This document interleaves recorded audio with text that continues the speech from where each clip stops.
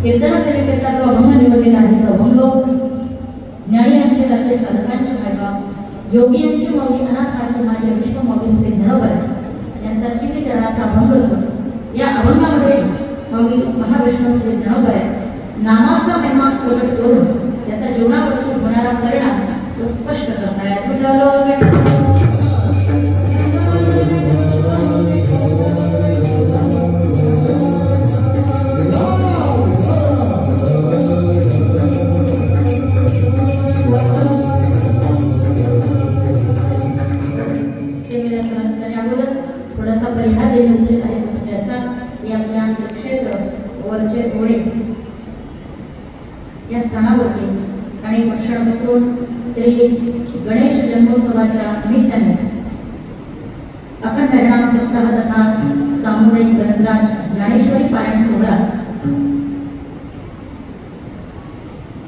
आणि यावर्षी अखंड हरिनाम सप्ताहाच्या निमित्ताने आपल्या सर्वांच्या दर्शनाचा योग आला ते माझं फार मोठं भाग्य आहे. तुका म्हणे मज घडू त्यांची सेवा तरी माझ्या दैवात आपल्या सर्वांच्या दर्शनाचा योग आला. ज्यांच्यामुळे हा दर्शनाचा योग आला असे सर्व समस्त ग्रामस्थ कोळीकर सर्व मंडळी आपल्या सर्वांच्या अथक परिश्रमातून या ठिकाणी येण्याचा योग प्राप्त झाला.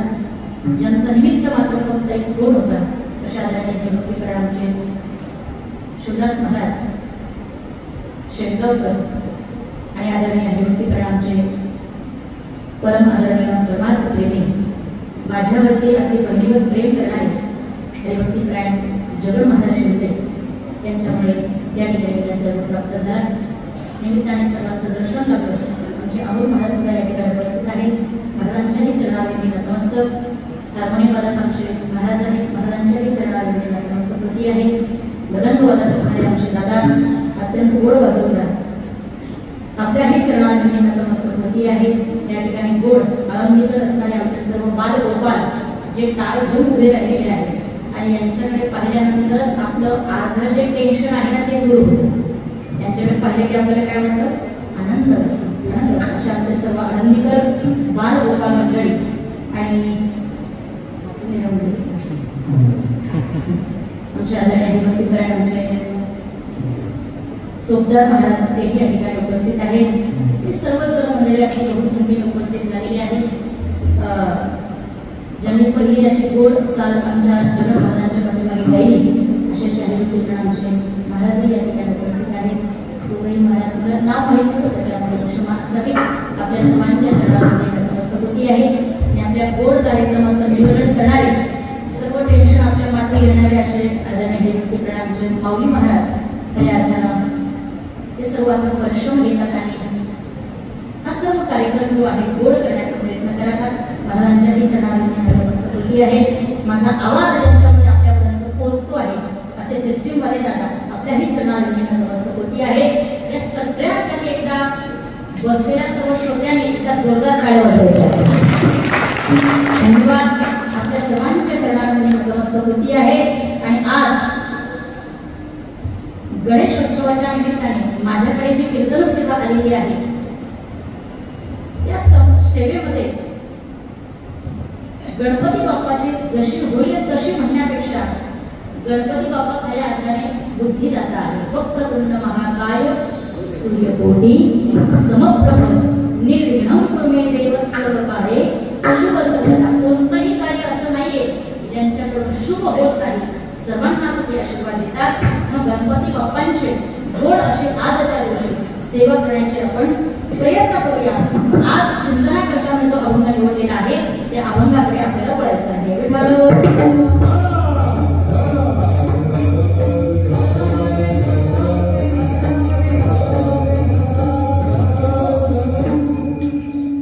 चिंतना करता जो अभंग निवडलेला आहे तो अभंग माऊली महावैष्णव श्री जणोपरायांचा आहे. या अभंगामध्ये जणोपराय नामाचा महिमा प्रगट करून त्याचा जीवनावरती होणारा परिणाम तो स्पष्ट करतात.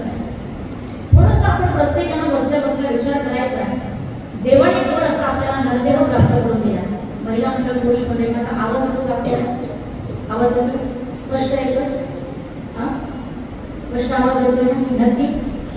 कारण हे सगळं आवाज असल्यामुळे काय होतं आवाज मला माझा प्रतिध्वनी आहे पाहिजे तसं तरी सुद्धा तुम्हाला कळालं म्हणजे पुष्कळ झालं. आवाज येतो ना सगळ्यांना व्यवस्थित होतो स्पष्ट होतो नक्की.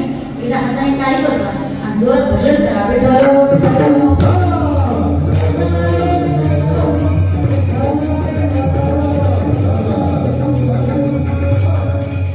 माऊली महावैष्णव श्री जणोपरायांचा अभंग आहे.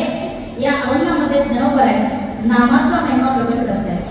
थोडंसं आपण या सृष्टीचं चिंतन जर केलं तर आपल्याला असं पाहायला मिळतं त्या जगतामध्ये भगवान परमात्म्याने अनेक प्रकारचे जीव जंतू प्राणी निर्माण केले.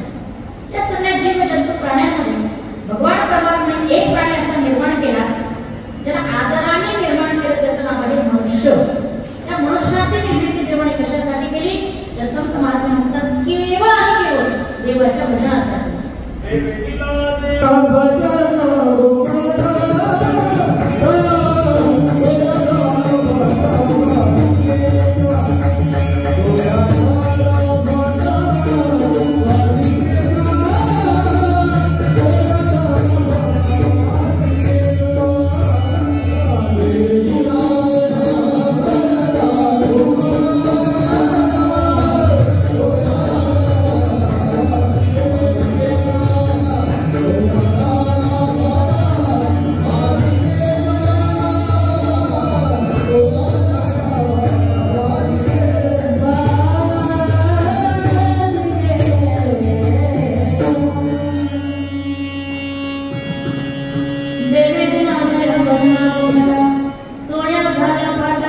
पालिकेचा.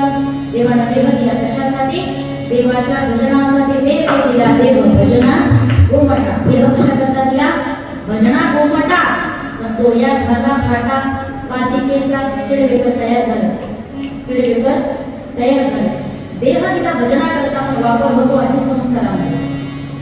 वापर कशामध्ये होतो आहे? संसारामध्ये. म्हणजे देह दिला भजना करता पण वापर कशामध्ये होतो आहे? संसारामध्ये. म्हणजे देवाने देह दिला आपल्याला भजना करता. त्याला वाटलं यांना मनुष्य देह प्राप्त करून दिल्यानंतर हे माणसं माझी कथा कीर्तन श्रवण करते, भजन करते, कीर्तन ऐकते. पण तसं झालं नाही. देह दिला भजना करता पण वापर होतो आहे संसारामध्ये. देवाला वाटलं एक आणि झालं दुसरंच. ते म्हणा हे कसं काय झालं? पावसाळ्याचे दिवस होते. एक भिकारी असं रस्त्याने चालला जात असताना मनात विचार करू लागला पावसाळ्याचे दिवस आहे, रात्रीचा अंधकार. आपण असं भिकारी आहोत, आपल्याला कोण घरात घेणार? मग भिकाऱ्यानं एक युक्ती करायची सुचवली. तिकडे समोर बाई छत्री पाहून येऊ लागली. भिकाऱ्याने विचार केला की जशी जशी ती बाई आपल्या जवळ आली आपण थोडंसं तिच्या जवळ जायचं. तिच्या हातामध्ये छत्री आहे. ती छत्री आपण हिसकून घ्यायची आणि पुढे पळस सुटायचं. ती बाई पाठीमागून बोलते वाचवा वाचवा कोण आहे? वाचवा वाचवा वाचवा. तिचा आवाज जवळच पोलीस स्टेशन आहे. पोलीस ऐकते, बाहेर येते, आपल्याला पाहते, पकडते, पोलीस स्टेशन मध्ये ठेवते. रात्र आपली आरामात जाईल, आपल्याला काही पाऊस लागणार. असा त्याने विचार केला आणि त्या भिकाऱ्याने तशीच कोणतीही करायची ठरवले. तिकडनं ती बाई छत्री पाहून येऊ लागली. इकडनं हा भिकारी तिच्या जवळ गेला. तिच्या हातात ती छत्री हिसकून घेतली आणि भिकारी पुढे पळू लागला. इतक्यात पाठीमागून ती बाई त्या भिकाऱ्याला म्हणते दादा तुमची छत्री असेल तर देऊन जा, मी पण लोकांची चांगली होती. भिकाऱ्याला वाटलं एक आणि झालं दुसरं. जसं देवाला वाटलं एक आणि झालं दुसरं. देवाने देह दिला कशा करता? भजना गोमटा. डोया झाला काटा पालिकेचा. हा देह मिळालेला आहे. हा देह मिळून आपण नेमकं काय केलं पाहिजे? या शरीराने परमात्म्याने केलं पाहिजे.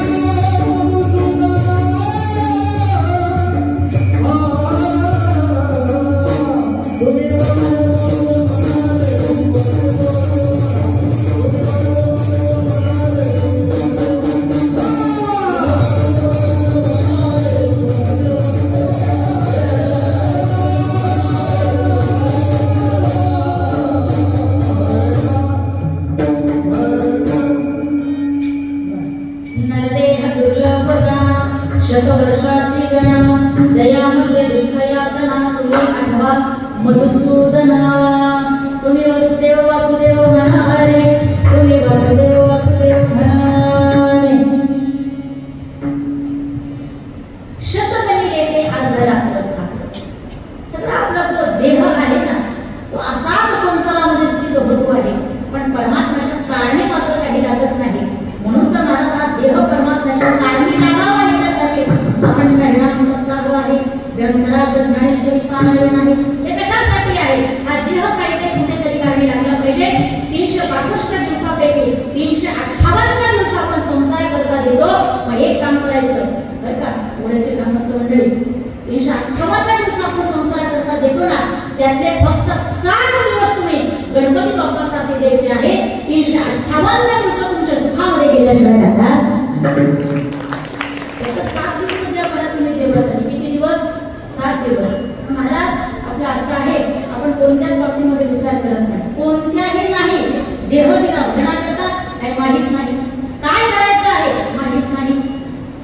आमच्या संत महात्म्याने करता प्रत्येकानं बसल्या बसल्या किमान एकदा तरी विचार केला पाहिजे. कोणता विचार? ओहम पथनिरंजनम. कोई करता अष्टविद्यते उपादान स्नेहम विचारे स्नेहे वृषभ. माणसं विचार केला पाहिजे. कोणता विचार? पहिला विचार ओहम. मी कुठून आलेलो आहे? पहिला विचार केला पाहिजे. साधा विचार. कोणता विचार? मी कुठून आलेलो आहे. बसलेल्यांपैकी कोणाला तरी माहित आहे का मी कुठून आलो? महिला म्हणतात झोपले काय? मी कुठून आलो माहिती आहे का?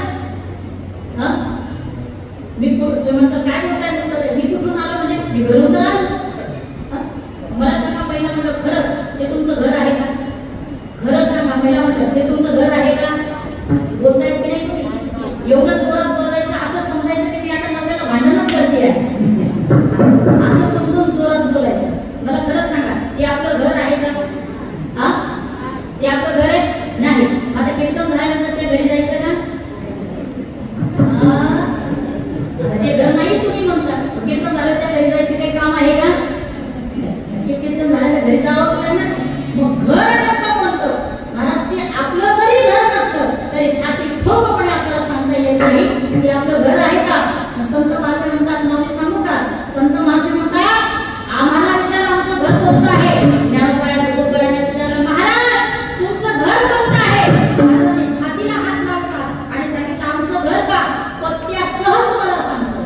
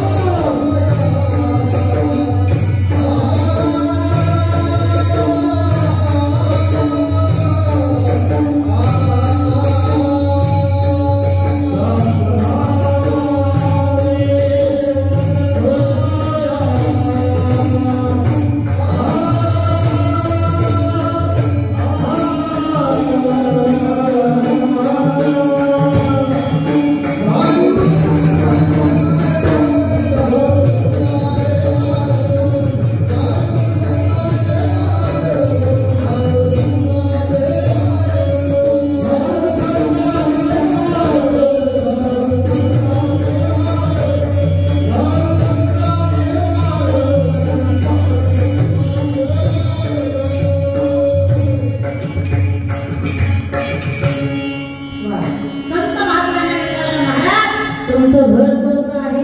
त्यांनी सांगितलं पत्त्यासह आम्ही वैकुंठवासी. आम्ही कुठून आलेलो आहे?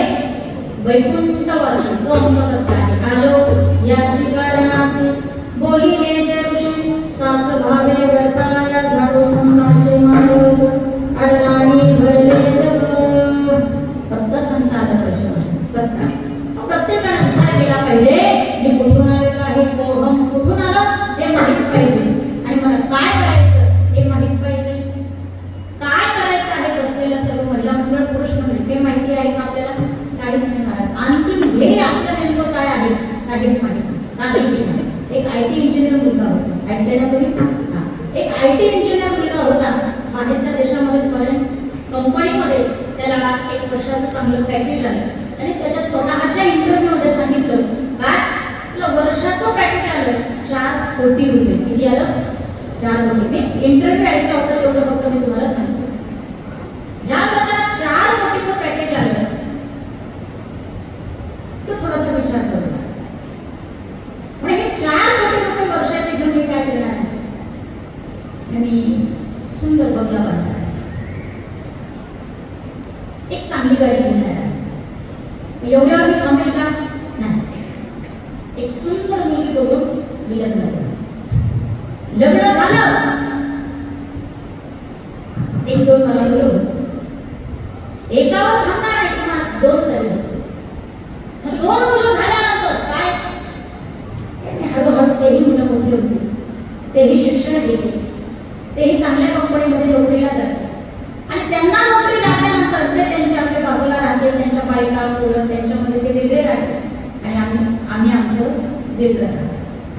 त्याने सूक्ष्म विचार केला. म्हणजे काय, लग्न केल्यानंतर, बंगला बांधल्यानंतर, मुलं झाल्यानंतर, मुलं मोठे झाल्यानंतर, त्यांना नोकरी लागल्यानंतर, त्यांचं लग्न झाल्यानंतर, नातू बंधू आल्यानंतर ती वेगळे राहणार, आम्ही वेगळे राहणार. म्हणजे ते तिकडे एकटे राहणार आणि आम्ही सुद्धा एकटे राहणार. मग एवढं करून जर एकटंच राहायचं आहे तर आत्ताच एकटं राहिलं काय वाईट. ते सूक्ष्म विचार, किती सूक्ष्म विचार. त्याच्या इंटरव्ह्यूमध्ये त्यांनी असं सांगितलं, मी हा सगळा विचार केला आणि 4 कोटी रुपयाचं असणारं पॅकेज जे आहे ना त्याला लाथ मारली आणि इस्कॉन नावाच्या संप्रदायामध्ये त्यांनी प्रवेश केला आणि भगवान कृष्ण परमात्म्याची तो भक्ती करू लागलेला. आजही आपण जर पाहिलं तर त्या मुलाच्या इंटरव्ह्यू युट्यूबवरती तुम्हाला पाहायला मिळतो. IT इंजिनियर आहे. मग कधीतरी विचार केला पाहिजे की मला काय करायचं आहे, माझं अंतिम ध्येय काय आहे, माझं अंतिम लक्ष्य काय आहे, हे प्रत्येकाला माहित पाहिजे. पण इथं बसलेल्यांपैकी कोणीच असं नाहीये की ज्याला माहित आहे मी कुठून आलो, मला काय करायचं आहे, माहिती आहे कोणाला? काहीच नाही. कुठून आलो हे माहित नाही, काय करायचं आहे हेही माहित नाही. आणि संत महात्मे शेवट सांगतात काय, मला कुठं जायचं आहे हे सुद्धा माहित.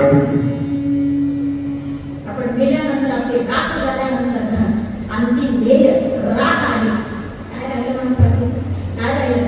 काहीच नाही. संत महात्मे म्हणतात हा जीव नेमका जगतो कसा, तर याचं वर्णन केलेलं आहे शतकोटीमध्ये. काय, हा जीव कसा जगतो?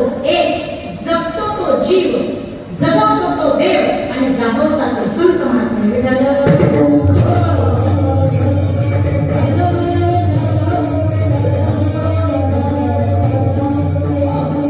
जीव फक्त जगतो आहे, त्याला काही माहित नाही, फक्त जगतो. कसा जगतो?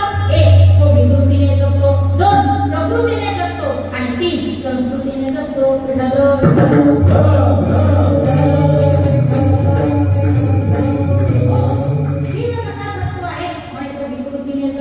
विकृती म्हणजे काय? विकृती शब्दाचा अर्थ होतो दोष. कसा जगतो आहे? दोष. दोषयुक्त तो जगतो आहे. आम्ही जर लोकांना सांगितलं कीर्तनाच्या माध्यमातून आता समाज प्रबोधन करणं गरजेचं आहे. काय सांगितलं पाहिजे कीर्तनाने?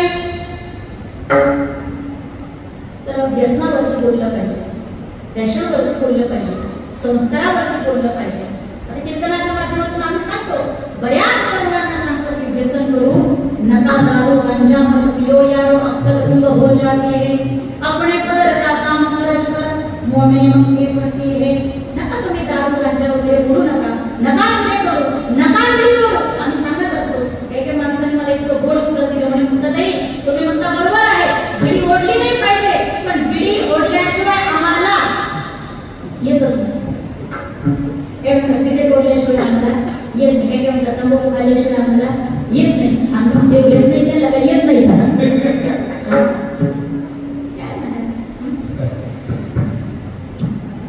म्हणून प्रत्येकाने काय करावं, बिडी ओढणं सोडून दिलं पाहिजे. काय केलं करावं, बिडी ओढणं सोडून दिलं पाहिजे आणि सिगरेट ओढायला सुरुवात केली पाहिजे. अरे दारू गांजा मत पिऊन यावं, अक्कल लोक होत्या कशासाठी व्यसन करायचं आहे? महाभयानक रोग जर झाला ना तर पुन्हा त्यातून नीट होणं अशक्य आहे. म्हणून तर मनुष्य जगतो आहे तो कसाच विकृतीने जगतो आहे. विकृती म्हणजे दोष. माणसाच्या ठिकाणी किती दोष आहे, किती दोष आहे बघा तुम्ही. आज कीर्तन झालं, उद्या कीर्तन झालं, परवा कीर्तन झालं की दुसऱ्या दिवशी त्यांना विचारत झालं अहो कीर्तन कसं झालं? काय विचारायचं, अहो कीर्तन कसं झालं? त्यांना जर नाही पडलं ना तर मग माणसं म्हणतात कीर्तन पडलं. कीर्तन काय झालं? पडलं. नवीन एक शब्द आला भारताला प्रचलित आहे, कीर्तन काय झालं? पडलं. बसलेल्या सगळ्यांना मी विचारते, मला सांगा कीर्तन पडत असतं? झोपे काय कीर्तन पडत असतं? महिला मंडळ कीर्तन पडत असतं? नाही म्हणत. एक वाक्य सांगते आहे का, पडलेल्याला सुद्धा उठवण्याची क्षमता ज्या सत्संगामध्ये आहे ना त्याला कीर्तन असेल. कीर्तन इतकं गोड आहे महाराज, फक्त एवढंच आहे जो पडला असं म्हणतो ना त्याला रुचलेलं नसतं. जो पडलं म्हणतो ना त्याला काय होतं, ते रुचत नाही, पचत नाही आणि आवडत सुद्धा नाही. संत महाराज म्हणतात मनुष्य जगतो कसा विकृतीने जगतो, दोषयुक्त जगतो, कोणाला तरी काहीतरी बोलतो, बोलल्याशिवाय जाणार नाही. ज्ञानोबराय म्हणतात बोलावं तरी कसं साधू नाही मग मी तुले आणि रसाळ शब्द जैसे ढोल अमृताचे बोलतो ऐसे बोले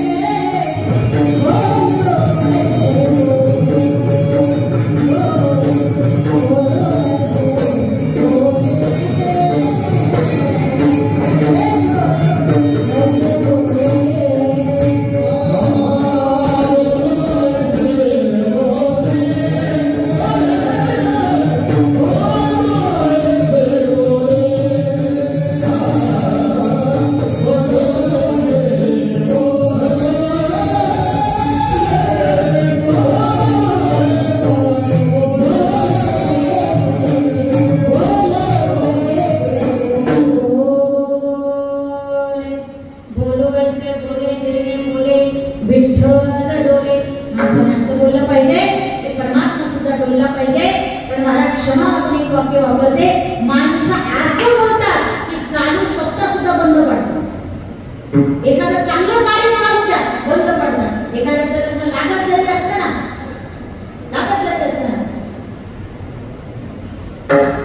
आपण विचारलं गाव त्या मुलाचं लग्न ठरलं म्हणे हो चांगलं स्थळ चांगला मुलगा चांगला आहे सगळ्या गोष्टी चांगल्या आहेत. आता याला दोष द्यायचं नव्हतं ना एवढा शब्द फक्त वापरला. चांगला आहे असं तुम्ही म्हणता पण तो कसा आहे फक्त आम्हालाच माहिती. लग्न लागलं नाही ना मला केलं काय बोलायचं एवढंच बोललं तरी सगळं संपलं. मग संत महाराज म्हणतात बोलो ऐसे बोले जैने बोले विठ्ठल डोले असं बोललं पाहिजे. पांडुरंगाने सुद्धा बोललं पाहिजे असं बोललं पाहिजे. आमच्या भागामध्ये दशकविधीची प्रवचनं होतात. तुमच्या होतात का? हा प्रश्न होतात का? वर्ष श्राद्धाची काही माणसं बोलतात मला बोलतात. श्रद्धांजली पण बोलायचं असतं ना. एका ठिकाणी माझं कीर्तन झालं आणि मग आयुष्यात कधी मायकाच्या समोर आलं आयुष्यात नाही आणि माझ्या आभार मानण्याची वेळ मी त्याच्यावरती आली. मग त्यांनी बोलायला सुरुवात केली. आता इथे बोलणं काही एवढं सोपं आहे का? नाही. इथे बोलणं एवढं काही सोपं नाही ना. त्यांनी माझे आभार मानायला सुरुवात केली. ते असं म्हणायचं होतं जे कोणी आजचे केलेले आहेत ना त्यांना भावपूर्ण श्रद्धांजली आणि आज जे मी कीर्तन केलेलं आहे ना त्या हरिभक्तीपरायण मुक्ताबाई सोनवणे यांचे मी आभार व्यक्त करतो आहे. त्यांचे अभिनंदन करतो. असं तेवढं त्याला बोलायचं होतं तर त्याला तेवढं सुद्धा बोलता आलं. त्यांनी माझं वर्णन करायला सुरुवात केलं आणि आमच्या हरिभक्तीपरायण सौभाग्यवती मुक्ताबाई सोनवणे यांनी सुद्धा अशा प्रकारे कीर्तन केलं. सर्वांना पटेल आवडेल रुचेल अशा शब्दामध्ये सर्वांना ज्ञान पण पावलं. त्याबद्दल सर्व आपल्या परिवाराच्या वतीने हरिभक्तीपरायण मुक्ताबाई सोनवणे यांना भावपूर्ण श्रद्धांजली अर्पण करतो. मला श्रद्धांजली पहिली म्हणजे बोलत असताना आठवत ते विचार करत ज्ञानोबराय म्हणतात बोलो ऐसे बोले जेने बोले देवाने सुद्धा डोलावं. मनुष्य जगतो तो कसा जगतो विकृतीने जगतो दोषयुक्त जगतो मनुष्य कसा जगतो. मग महाराज जो जगतो आहे जीव त्याला कोण जगवतो म्हणजे जगवणारा परमात्मा आहे. जगवणारा कोण आहे? परमात्मा आहे. मागे पुढे उभा राहे संभाळीत आलिया घाट निवाराय जगवणारा परमात्मा आहे ना. सर्वस्याच्या अंगद संन्याष्टो मर्मस्मृती ज्ञान पोहनं तैसा हृदयामध्ये राम असता सर्व सुखाचा आराम सर्व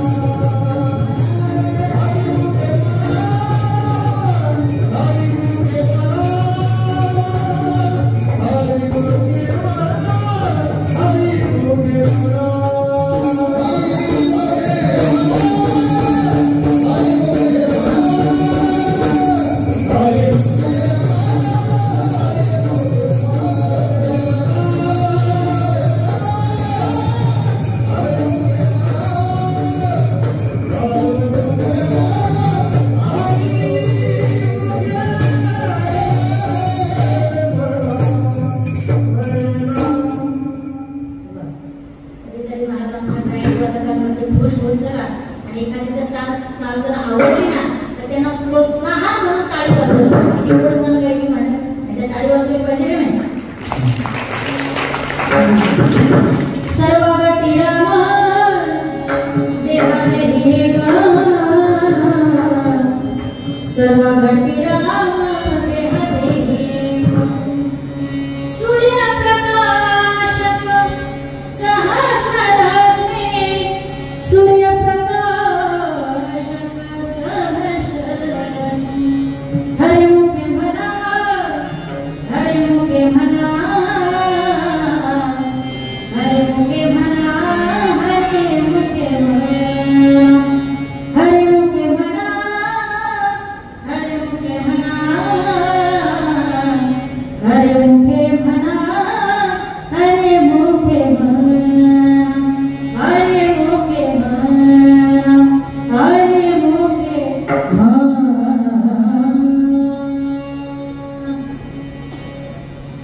सर्व घटी राम देहा देही येतो, सूर्यप्रकाशावर सहस्ररश्मी. म्हणून जगतो तो जीव, जगवतो तो देव आणि जागवतात ते संत महात्मे. आता तुम्ही म्हणा,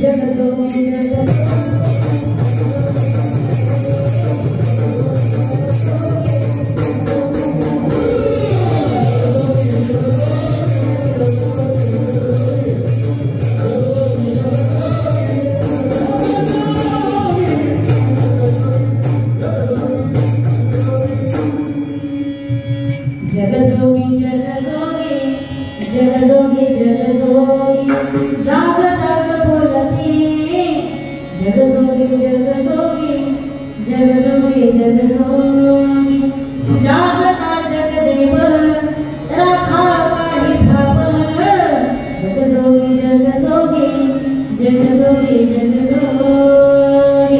याची म्हणजे आपल्या सोहळ्याबरोबरच विठ्ठल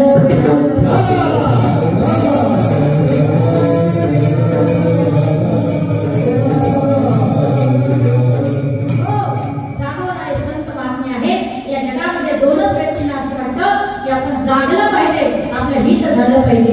पहिले आहे संत महात्मे आणि दुसरे आहेत आई वडील. विठ्ठल विठ्ठल.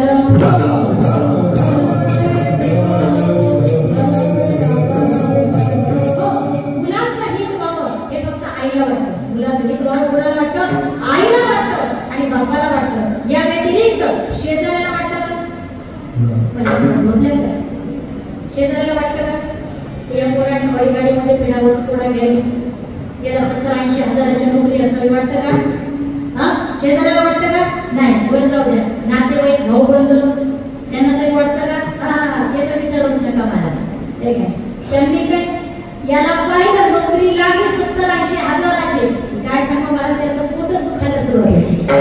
कोणत्याच दवाखान्यामध्ये जाऊन त्याचं पोट रिपेअर होणार कोणालाच वाटत नाही. न भगवंत, ना स्वैरे, ना अध्यक्ष, कोणालाही वाटत नाही. पण या जगामध्ये आपल्या मुलांचं हित व्हावं हे फक्त आपल्या आईला वाटतं आणि बापाला.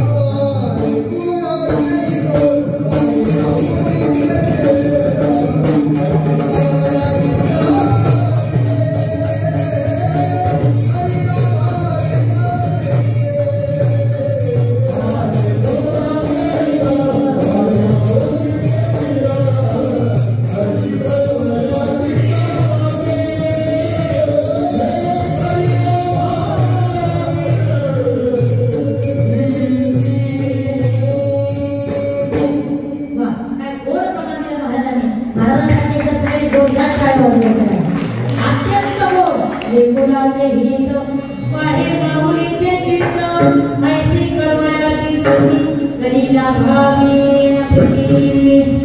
ऐका सत्य हो. एक इंजिनियर मुलगा होता. इंजिनियर झाला पण त्याला जॉब नव्हता, नोकरी नव्हती. बरेच दिवस झाले घरी होता. घरामध्ये नळ होता तो फुटला आणि त्याचं पाणी गळू लागलं. किती दिवस झाले तसंच पाणी गळायचं. एक दिवस त्याने आईने त्याला ओरडून सांगितलं म्हणे काय एवढा मोठा इंजिनियर झाला साधा नळ तुला रिपेअर करता येत नाही, त्याच्यातून पाणी कळत नाही, एवढा मोठा इंजिनियर झाला समजत नाही तुला. तो रागा उठला आणि सगळं सामान घेतलं आणि तो नळ रिपेअर केला. तो बंद केला, त्याच्यातलं पाणी गळणं टोकणं सगळं बंद केला. आईला सांगितलं आई बंद केला बरं का. आईने सांगितलं ठीक आहे, तुला किती दिवस झाले सांगत होते, आज मला बंद केला आणि बरं झालं. एक दिवस पेपरमध्ये नोकरीसाठी जाहिरात आली, त्याला मी पाहिली. त्याला विचार केला माझ्या लायक ही नोकरी आहे, आपण फॉर्म भरला पाहिजे. आणि फॉर्म भरला. जागा होती 1 आणि फॉर्म आलेले होते 100. ऐकताय ना? जागा होती 1 आणि फॉर्म आलेले होते 100. 99 जणांचे इंटरव्ह्यू झाले आणि हा 100वा इंटरव्ह्यू करता गेला. याचाही नंबर आला. याने दार उघडलं आणि मध्ये जाणार एवढ्यामध्ये काय झालं, त्या दाराच्या जवळ शेजारी बेसिंग होतं, पण त्या बेसिंगचा नळ जो आहे ना तो चालूच होता, त्याच्यातून पाणी गळू लागलं. याने त्या नळाकडे पाहिलं आणि पहिला जो नळ आहे ना बेसिंगचा तो बंद केला आणि मग साहेबांच्या समोर जाऊन साहेबांनी त्याला सांगितलं म्हणे अरे 99 जण या पदासाठी योग्य नाही असं मला वाटतं आहे, पण तू 100वा जो आहे ना ही नोकरी तुझ्यासाठी आहे. हे पद तुला भेटलं आहे, कॉंग्रॅच्युलेशन, अभिनंदन. हा जॉब तुला मिळतोय. म्हणून साहेब तुम्ही एक पण प्रश्न विचारला नाही मला, डायरेक्ट तुम्ही मला नोकरी देऊन टाकली, याचं कारण काय? साहेबांनी फार गोड उत्तर दिलं. अरे म्हणे बेड्या 99 जण ज्यांना दारातून कधी आले सगळ्यांनी पहिला बेसिकचा नळ चालू आहे, कोणीच काही बंद केला. पण तूच एवढा हुशार आहे की पहिल्यांदा मध्ये येताना पहिल्यांदा नळ बंद केला आणि मगच तू माझ्या समोर येऊन बसला. म्हणजे तुला चांगल्यापैकी बुद्धिमत्ता आहे, तुला चांगल्यापैकी कळतं की कुठे काय केलं पाहिजे कुठे नाही. म्हणून हा जो जॉब आहे ना हा तुझ्यासाठी आहे. हे शब्द ज्यावेळेला साहेबांचे त्यांना ऐकले ना त्याच्या डोळ्यामध्ये पाणी आलं. त्याच्या डोळ्यामध्ये पाणी आलं. तो तिथून उठला आणि बाहेर जात असताना त्याने एक वही घेतला, एक पेन घेतले आणि पटकन त्याच्या समोर आई. त्याच्या समोर कोण आलं? आई आली. आणि त्यानं वाक्य कोणतं वाक्य होतं ऐका, घड्याळाची टिकटिक टाइम मॅनेजमेंट शिकवते. घड्याळाची टिकटिक टाइम मॅनेजमेंट शिकवते आणि आईची किटकिट लाईफ मॅनेजमेंट शिकवते. या जगामध्ये फक्त आई कशी आहे की तिला असं वाटतं की आपल्या मुलाने चांगलं घडलं पाहिजे. ती सदैव टोकत असते, तू हे कर, तू ते कर, तू ते कर. पण ते कशासाठी असतं? हिताचं असतं. कधी कधी आपल्याला राग येतो, पण आईचे सांगते ना ते अनुभवावर सांगत असते आणि अनुभवाचं ते ज्ञान असतं ना ते यशस्वी ज्ञान असतं. विठ्ठल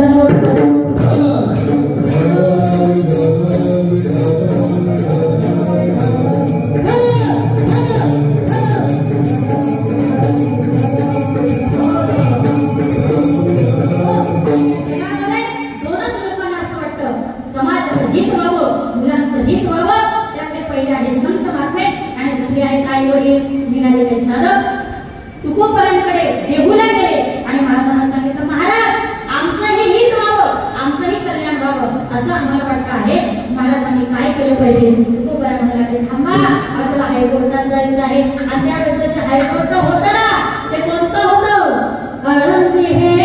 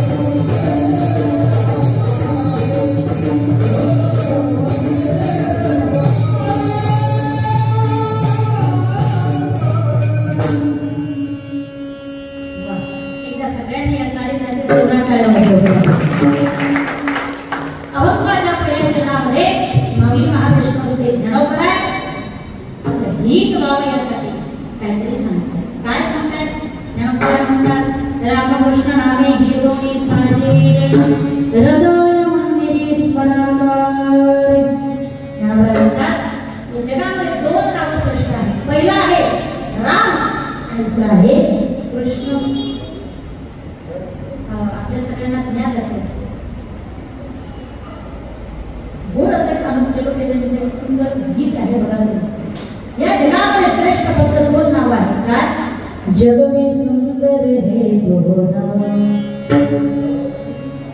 जग में सुंदर है दो नाव, चाहे कृष्ण को हो या राम, बोलो राम राम राम, बोलो राम राम राम. जग में सुंदर है दो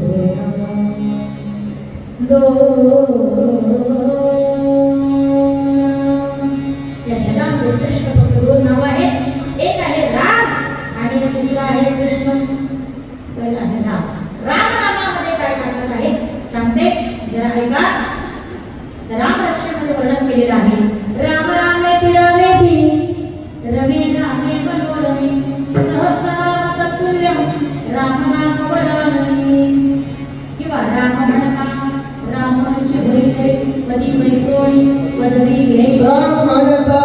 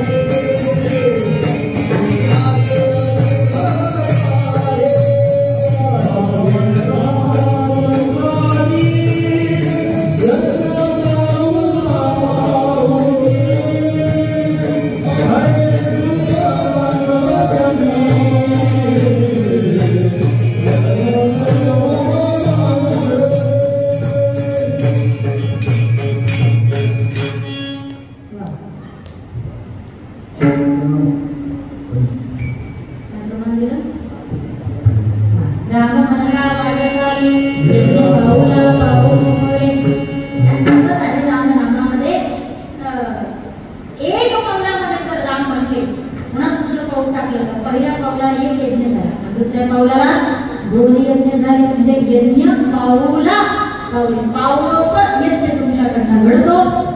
राम नामामध्ये किती ताकद आहे हे मला आपल्याला सांगायचं आहे. का रामायण अत्यंत गोड आहे.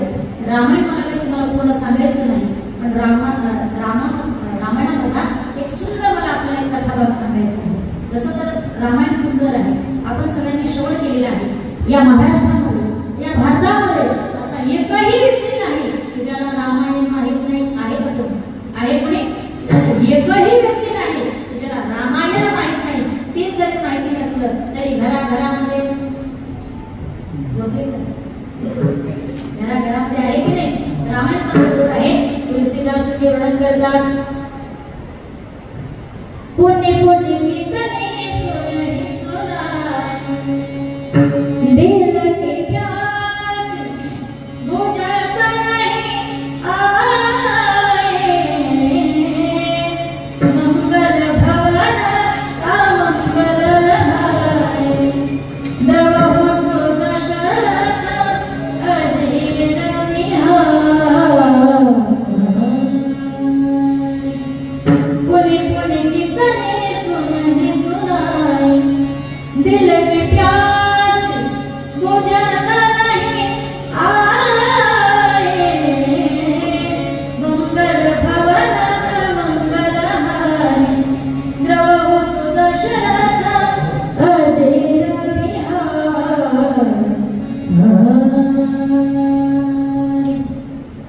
किती गोड आहे महाराज. तर तुलसीदास म्हणतात दिल की प्यास बुझत नाही आहे. आतापर्यंत किती रामायण ऐकले, पुन्हा ऐकावं असं वाटते की पुन्हा ऐकावीशी वाटणारी कथा म्हणजे रामकथा आहे. या रामकथेमध्ये एक प्रसंग आपल्या सगळ्यांना मी सांगते आहे. एकदा हाताने टाळी वाजवा, भजन करा.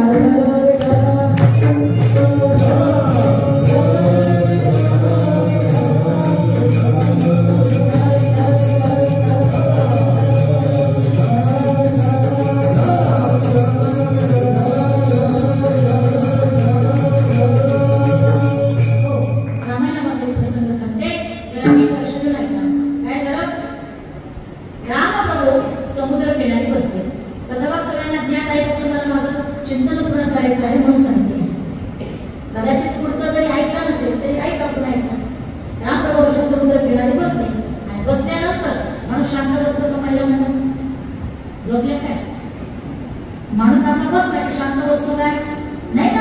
आता बायका जरी बसले ना, पहिला म्हणतात तुम्ही तरी तुम्ही असे शांत बसले का नाही.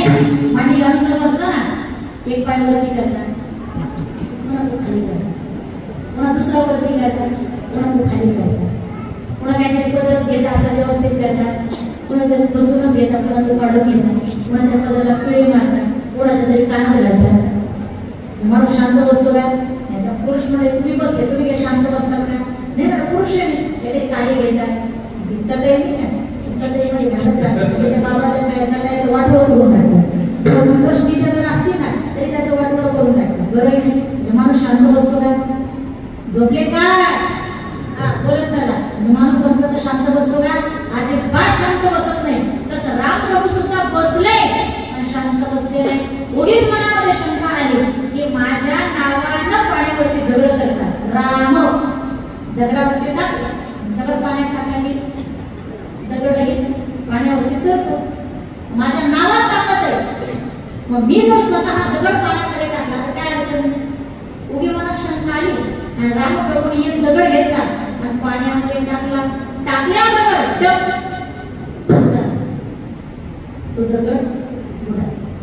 रामप्रभूंना असं वाटलं मोठा दगड आहे, जरा छोटा घेऊ. म्हणून रामप्रभूंनी काय केलं, छोटा दगड घेतला, तो पाण्यामध्ये टाकला. डब तोही बुडाला. रामप्रभूंनी विचार केला, तोही बुडाला, हाही बुडाला, मग अजून थोडासा छोटा घेऊ. मग रामप्रभूने पुन्हा दगड घेतला आणि पाण्यामध्ये टाकणार. मला विचार आला, माझ्या नावाचं दगड करतात आणि मी स्वतः राम पाण्यामध्ये दगड टाकला, तो बुडतो. मग एवढी मोठी गोष्ट पाहिली तर नसेल ना. मग इकडे तिकडे पाहिलं आणि पाठीमागे एवढं पाहिलं, हनुमंतराय उभे. रामप्रभूने हनुमंतला विचारलं, कधी आला. म्हणजे प्रभू पहिल्या दगडाला झालं. रामप्रभूला थोडंसं वाईट वाटलं. मग रामप्रभूने मारुतीला विचारला, हनुमंतरायने विचारलं, हनुमंता सांग काय बाबा. म्हणजे काय, म्हणजे माझ्या नावानं पाण्यावरती दगड करतात आणि मी जर पाण्यामध्ये दगड टाकला तर तो बुडतो. याचं कारण काय आहे. हनुमंतरायने फार गोड उत्तर दिलं. म्हणजे प्रभू सांगू का, ऐका, तुम्ही जगत चालक परमात्मा, तुमच्या नावानं दगड करतात, नावाने दगड करतो. मग तुम्ही जर तो दगड हातामध्ये घेतला, तुम्ही स्वतः तो दगड धरला, पण तुम्ही स्वतः जर त्याला पाण्यामध्ये टाकला तर कोण बुडवणार, कोण त्याला तारणार. कोणीही तारू शकत बुडाला ना, तुम्हीच त्याला पाण्यामध्ये टाकला, कोणी त्याला तारू शकत नाही. आणि अजून सांगू का प्रभू, तुझ्या नामाचा महिमा तुझं दगडे मी काय झालं. हा सगळा जो प्रसंग आहे ना, असं लांब उभं राहून रावणाचा एक सेवक राक्षस हे सगळं पाहून पाहत असताना मनात विचार करू लागला, बापरे हा राम आहे की काय, ह्याच्यासोबत आपल्याला युद्ध करायचं. ह्याच्यात काय ताकद आहे की म्हणजे याच्या नावानं पाण्यावर दगड करतात, याच्या हातानं पाण्यावरती दगड करतात, याच्यासोबत युद्ध करायचं आपल्याला. हा एवढा ताकदवान आहे. तो सेवक तिथून निघाला, रावणाचा सेवक राक्षस निघाला, लंकेमध्ये आला आणि लंकेमध्ये राजसिंहासनावरती विराजमान असणाऱ्या रावणाला येऊन त्या राक्षसांना जाब विचारला, हे रावणा काय असं शांत बसला. अरे ज्याच्यासोबत पुढे आपल्याला युद्ध करायचं आहे तो राम, त्याच्यात काय ताकद आहे, त्याच्या हातानं पाण्यावरती दगड धरला. असं तुझ्यात काही ताकद आहे का? त्याच्या नावानं पाण्यावरती दगड पडतो, त्याच्या हातानं पाण्यावरती दगड पडतो, आणि तुझ्यामध्ये काही ताकद आहे का? असं म्हटल्याबरोबर रावणाला राग आला.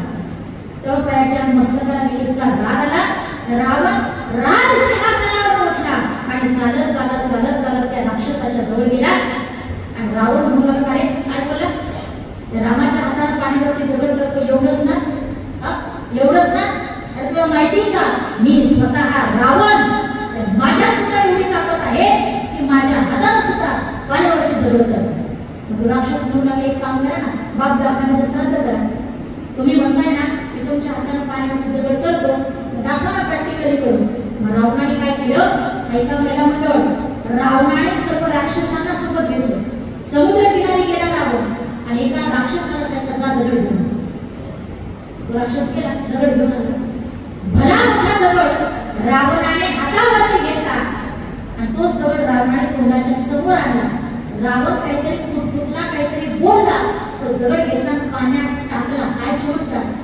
तो दगड पाण्यामध्ये टाकल्याबरोबर रावणाच्या हाताने सुद्धा पाण्यावरती दगड तरला ना. हे सर्व राक्षसांनी पाहिलं, त्यांना एवढा आनंद झाला की म्हणाले, अरे बापरे, आपला रावण, आपला राजा, काय याच्यामध्ये ताकद आहे, त्याच्या हाताने सुद्धा पाण्यावरती दगड तरला.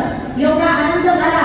राक्षस नाचू लागले, उड्या मारू लागले, लंकेमध्ये आले, एकमेकांना मेजवानी दिली, फटाके वाजवले, रात्रभर नाचले. कोण? कोण? राक्षस. आणि मला असं वाटतं सहसा राक्षस रात्रीचेच नाचतात.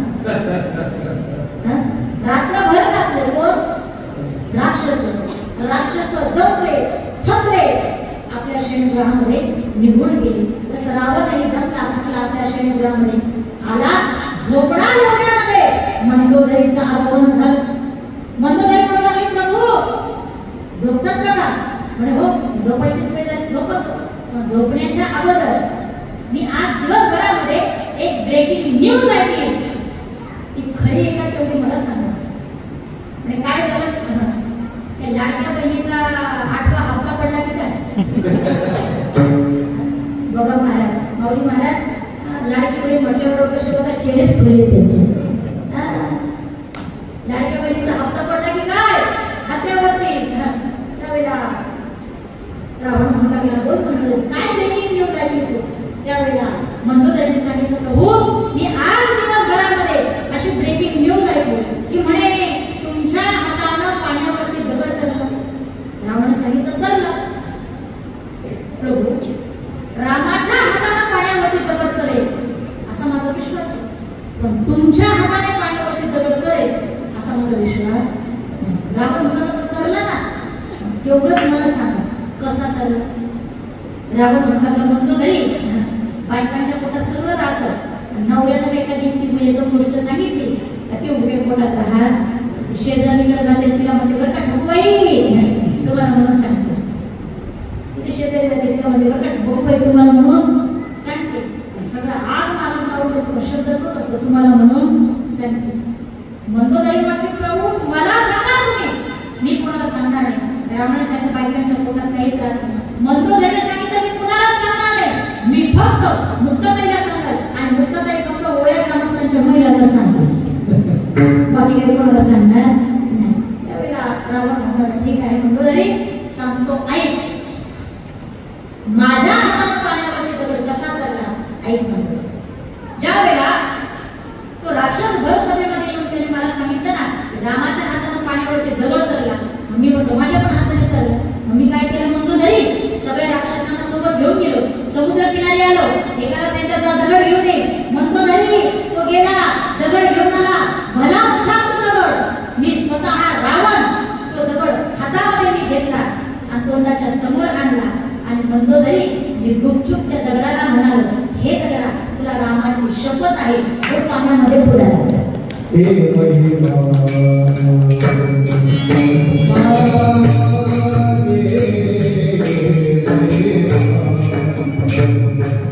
Oh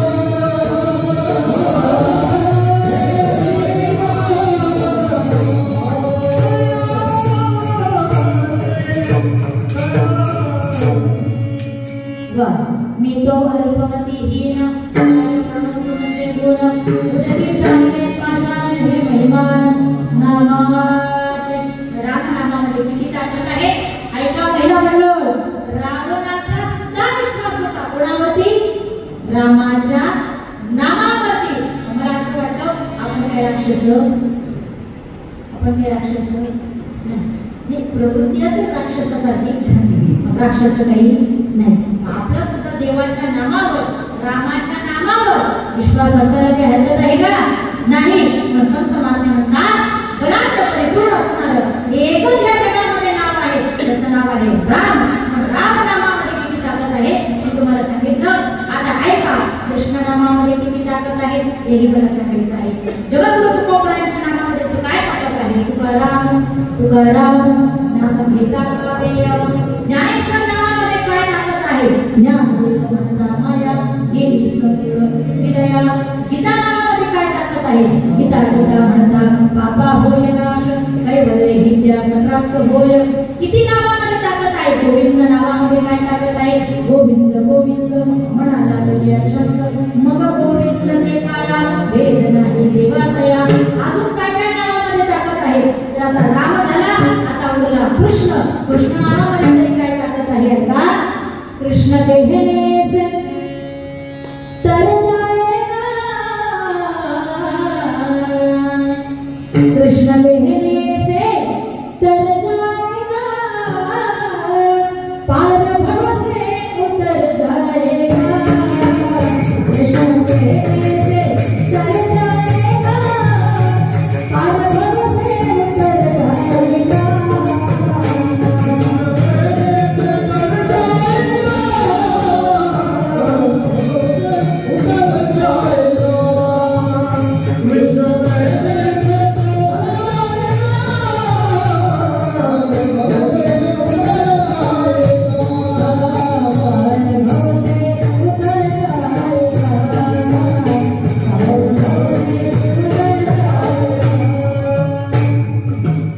कृष्ण कहने से तर जाएगा पार भव से उतर जाएगा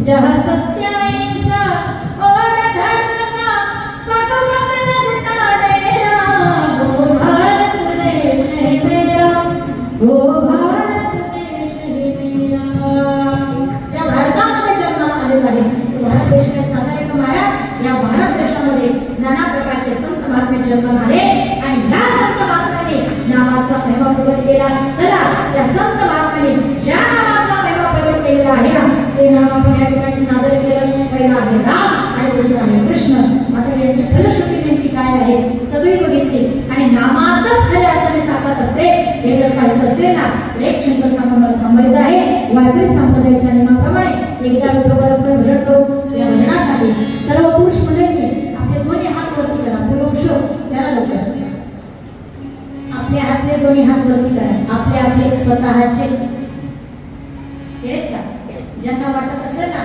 देवाने मला दोन हात दिले करावरती सरळ या बात केलेत का धन्यवाद जसाचा पुरुषांनी वरती हात केले तसं महिलांना पण विनंती आपले दोन्ही हात वरती करा लवकर या बात वा सरळ सरळ सरळ लाजू नका केलेत का आता हे बघा एक छोटी मोती आहे ना तर ही आपल्या संपूर्ण मुंबईमध्ये प्रसारित होणार आहे. तुमच्या चॅनलचं नाव काय दादा?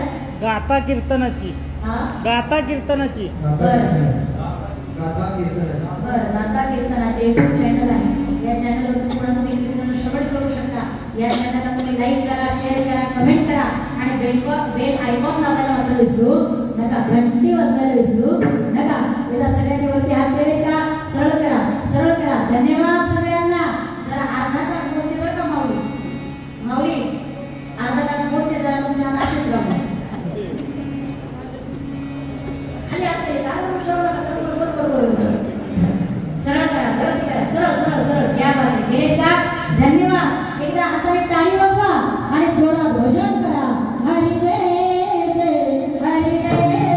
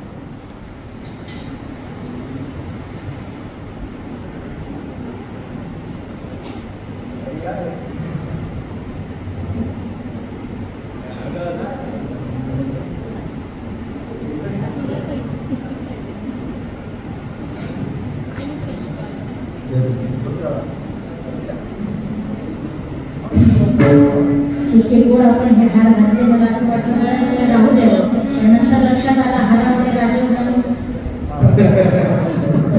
तसं काय होणार नाही म्हणा, कारण ते वेगळं होतं. हे मात्र आपलं प्रेम आहे गवळी ग्रामस्थांचं, म्हणून सर्वांच्या चरणांमध्ये नतमस्तक होती आहे.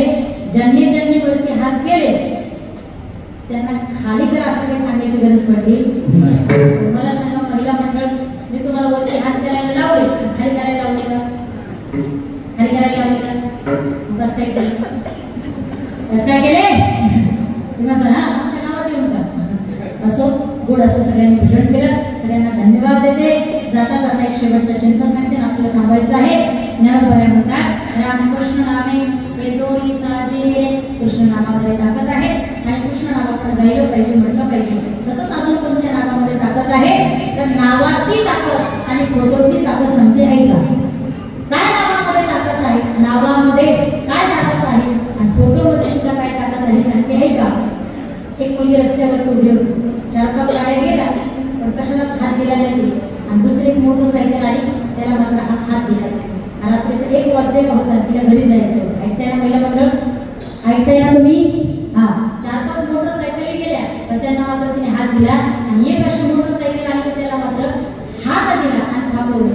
त्या माणसाने विचारलं, लागत तू 4-5 मोटरसायकली जाऊ दिल्या, कोणालाच हात दिला नाही पण मला मात्र हात दिला. हात देण्याच्या पाठीमागे कारण काय? म्हणजे काय, मला घरी जायचं आहे, 1 वाजलेला आहे, 1 वाजलेला आहे आणि मला सुरक्षित घरी जायचं आहे ना, म्हणून मी तुझ्या गाडीला हात दिला. पण वेडी ना, पहिल्यांदा 4-5 मोटरसायकली गेल्या, त्याला सुद्धा तू हात देऊ शकली असते, ती पण तुला घरी सोडून दिली असते, मग तू त्या मोटरसायकलला हात का दिला नाही? तिने गोड उत्तर दिलं, म्हणे वेड्या, त्या मोटरसायकलला हात दिला नाही आणि तुझ्याच मोटरसायकलला हात दिला. याचं कारण असं आहे की तुझ्या मोटरसायकलवरती छत्रपती शिवाजी महाराजांचा फोटो. विचार केला, ज्या गाडीवरती छत्रपती शिवाजी महाराजांचा फोटो आहे ना, त्या गाडीवरती बसणारी जी स्त्री आहे ना, स्वतःला सुरक्षित मानेल, तिला कधी वाईट वाटणार किंवा मी घरी कशी पोहोचेल, जाईल का नाही, की तिच्या मनामध्ये कधी शंका येणार. पहिल्यांदा मी बाकीच्यांना हात दिला नाही पण तुझ्या गाडीला. ही ताकद आहे, नावाची नाही, फोटोची. फक्त फोटो जरी असताना तरी महाराज एवढी ताकद निर्माण होते. आता फोटो पाहिला तर एवढी ताकद निर्माण होते. मग विचार करा, त्यांचं जर नाव घेतलं तर अंगातलं रक्त जे आहे ना, सळसळ केल्याशिवाय राहत नाही. म्हणून ज्या भारतामध्ये आपण जन्माला आलेलो आहे, ज्या भारतामध्ये, त्या भारतामध्ये असणारे संत महात्मे आणि ज्या महाराष्ट्रामध्ये जन्माला आलेले आहेत, असे विभूती नाव छत्रपती शिवाजी महाराज यांचा जयघोष तर व्हायलाच पाहिजे ना, बरोबर आहे की नाही? म्हणून त्या मातीमध्ये जन्माला आलेला आहे, ज्या मातीमध्ये छत्रपती शिवरायांचा जन्माला झालेला आहे. हे संत महात्मे आपल्यासाठी काय आहे तर म्हणजे हे संत महात्मे आपल्यासाठी आदर्श आहे. आणि हे संत महात्मेना छत्रपती शिवाजी महाराज, नाव संभाजी महाराज, हे आपल्यासाठी आदर्श आहे. त्यांच्या पावलावरती तुम्ही पाऊल ठेवा. हे संत महात्मे शरीराने निघून गेले, छत्रपती शिवाजी महाराज, धर्मवीर संभाजी महाराज शरीराने निघून गेले, पण नावाने कीर्तीने अजूनही शिल्लक आहे. आज आपण म्हटलं एखाद्याच्या समोर छत्रपती शिवाजी महाराज की तर जय हा शब्द आपल्या तोंडातून आपसूक निघाल्याशिवाय राहणार नाही. म्हणून एकदा सगळ्यांनी मोठ्या प्रेमाने छत्रपती शिवाजी महाराज की, धर्मवीर संभाजी महाराज की, माता की,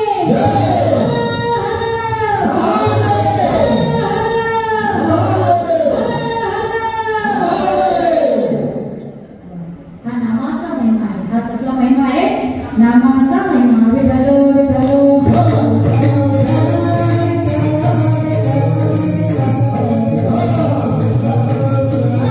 ज्ञानेश्वर महाराज आपल्या सर्व जीवांना एक उपदेश करतात. ज्ञानोबराय म्हणतात, रामकृष्ण नामे हे दोन्ही साजे, हृदय स्मरण करे. याला काय करायचं आहे? आपली सोडवणी करून घ्यायची आहे. आपण करा सोडवून. कशाला सोडवून? संसार तोडावे. आपण काय केलं पाहिजे? म्हणजे ते राम नामाची माळा आपल्या हृदय मंदिरामध्ये साठवली पाहिजे. ज्ञानदेव ज्ञाने रामकृष्ण, ज्ञानदेव ज्ञाने रामकृष्ण.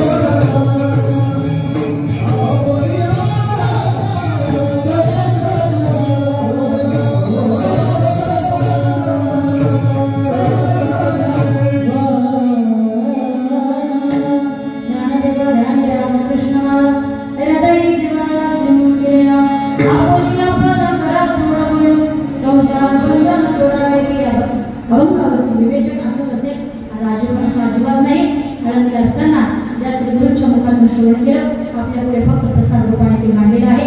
चांगलं असेल ते घेऊन जा, वाईट असेल ते त्या टाकून द्या. माझ्याकडनं बोलता बोलता जर काही चूक झाली असेल आपली मुलगी आहे असं समजा. ज्यांना एक मुलगी असते त्यांनी मला दुसरी समजा, ज्यांना 2 असते त्यांनी मला तिसरी समजा, ज्यांना 3 असते त्यांनी मला चौथी समजा. ज्यांना मुलगीच नसेल ना दत्तक घ्या, सगळ्यांच्या नावावर करून असो. सगळ्यांच्या चरणावरती नतमस्तक होऊन आज आपल्या ठिकाणी झालेली सेवा आपल्या सर्वांच्या चरणावरती गणपती बाप्पांच्या चरणावरती समर्पित करण्यापूर्वी आज या ठिकाणी येण्याचा योग प्राप्त झाला. आदरणीय व्यक्तीप्रणामचे झगड महाराज शिंदे, आदरणीय व्यक्तीप्रणामचे शिवदास महाराज, माझ्यावरती या दोघांचाही हा मोठा नितांत प्रेम आहे. लहानपणापासून आम्ही एकत्रित राहिलो, एकत्रित खेळलो आणि एकत्रितच लहानाचं मोठं आळंदीमध्ये झालं. महाराजांचं माझ्यावरती अगदी शुद्ध सात्विक आणि बहिणीवर माझ्यावरती लहान बहिणीसारखं प्रेम आहे. म्हणून महाराजांनी हे प्रेम अगदी कधी न विसरता अगदी आवर्जून कुठे जरी कार्यक्रम असला, मराठवाड्यामध्ये कितीही मोठा कार्यक्रम असला, आदरणीय शिवदास महाराज असू द्या, जगन महाराज असू द्या, मोठमोठ्या कार्यक्रमांचे नियोजन असतात आणि ज्यावेळेला हे कार्यक्रम असले ना निश्चित मला कोण मात्र यांचा असतो. आज या ठिकाणी अगदी मला सगळ्या बहिणीवर हे प्रेम करणारे माझ्यावरती ते दोनही भाऊ या ठिकाणी उपस्थित आहेत. त्यांचे या ठिकाणी मी आभार व्यक्त करते. आमचे अकोल महाराज आहे, आनंद वादक आहे, मृदंग वादक, मी तेच म्हटलं तसं कॅलेंडर बदली झालं सो महाराज या ठिकाणी उपस्थित झाले, त्यांचे आभार व्यक्त करते आहे. आणि आज माझं भोजन इथं झाल्यानंतर ज्यांच्या मी घरी गेले होते ना अशा आमच्या ताई सुद्धा या ठिकाणी उपस्थित आहेत. खूप गोड प्रेम करतात, त्या गोड स्वभाव आहे. खूप सगळीच माणसं त्यांची घरात चांगली आहे, गरीब आहे आणि गरीबाचं मन लय मोठं असतं महाराज, गरीबाचं मनच लय मोठं राहतं. इतकं प्रेम करतात महाराज काय सांगायचं, फार प्रेम. आणि ताईंनी सुद्धा गोड या ठिकाणी प्रेम केलेलं आहे, त्यांचे आभार व्यक्त करते आहे. हा कार्यक्रम जल्दी जल्दी घडून आणला. ज्यांची पंगत असू द्या, अन्नदान असू द्या, वस्त्रदान असू द्या, धनदान असू द्या, हे जे मंदिर आहे ना तो गोड आणि सुंदर मंदिर आहे. तिथे आल्यानंतर प्रसन्नता वाटते. गणपती बाप्पाचं मंदिर आहे. इथले ट्रस्टी असू द्या, अध्यक्ष असू द्या, उपाध्यक्ष असू द्या, सचिव असू द्या, खजिनदार असू द्या, या सगळ्यांनी जितकं सुंदर गोड नियोजन केलेलं आहे ना, या ट्रस्टीसाठी या सगळ्यांनी जोरदार टाळ्या वाजवायच्या. सगळ्यांच्या जीवनामध्ये नतमस्तक होऊन पहिलं म्हणलं आपल्या जीवनामध्ये आई वडिलांची सेवा करा, समाजाची सेवा करा, सासू सासऱ्यांची सेवा करा. काही बायका स्वतःच्या साड्या धुतात, सासू सासऱ्यांचे कपडे बाजूला काढून ठेवतात. शिवदास महाराज इथं कल्याणमध्ये एक रोग आलेला आहे, तो फक्त हातालाच होतो. कोणाच्या हाताला होतो? ज्या सुद्धा सासू सासऱ्यांचे कपडे धुत नाही ना त्यांच्या हाताला होतो. इथपर्यंत आला, मला भेटला आणि मला सांगितलं म्हणजे ताई तिथं जाऊन गोवळगावची चौकशी करून या तिथल्या बायका कशा पाहून एकदा. म्हणजे मी काही तिथं जाणार आणि यायचं जर असेल तर लवकरच येतो. पहिला मंडळ एकच विनंती आहे, आपले आई वडील आहेत असे सासू सासरे समजा, म्हणजे या महाराष्ट्रामध्ये या भारतामध्ये वृद्धाश्रम आपल्याला पाहायला भेटणार हे फार गरजेचं आहे. हे सगळं काय करतो हे पहिला मंडळाचं आहे. आई वडील संपूर्ण सासू सासऱ्यांची सेवा करा, समाजाची करा, नवऱ्याची करा आणि आपल्या वाट्याला आलेलं जे काम आहे ना सचोटीनं पार करण्याचा प्रयत्न करा. 100% आपण जी कमाई करतो ना त्याच्यातला 10% भाग जो आहे ना त्या सत्कार्यासाठी खर्च करा, अशी सगळ्यांना विनंती करून आज माझ्यासोबत आलेले माझे मिस्टर, खरं तर आमच्या दोघांची फील्ड वेगळी आहे. मी आहे कीर्तनकार आणि मम्मी महाराज माझे मिस्टर आहे केमिकल इंजिनियर.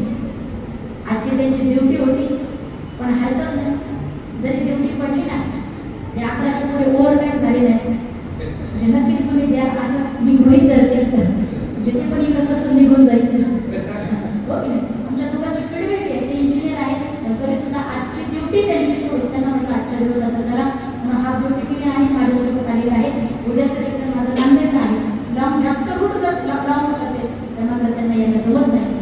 आज तेही या ठिकाणी उपस्थित झालेले आहे, त्यांच्याही आभार व्यक्त करून आपल्या सर्वांच्या चरणावरती नतमस्तक होऊन माझ्या सेवेला ह्या